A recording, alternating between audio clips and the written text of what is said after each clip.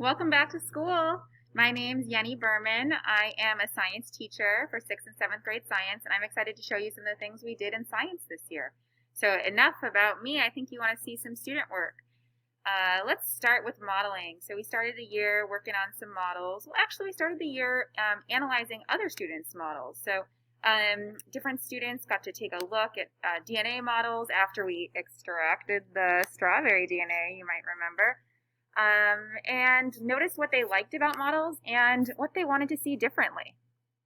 I was really proud of students being able to comment on other people's models, and we talked about what we wanted. And then we went to building more. So we made models of atoms.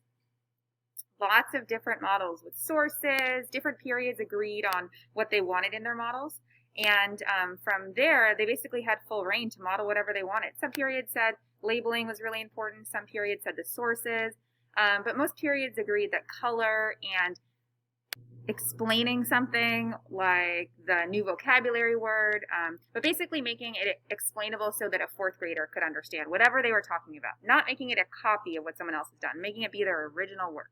We continued making models about molecule motion, and we had a really fun activity where we modeled what we noticed about the periodic table.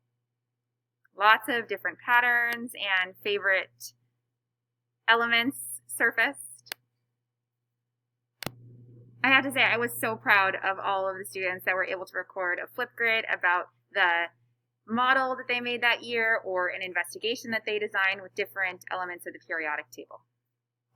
We went on to work on computational thinking, making graphs and charts out of Google Sheets, and now analyzing that data. But I bet most students' favorite day was Monday, where we did the RJ circle and usually did a get to know you question, played some games, and had some fun. I had so much fun with students this year.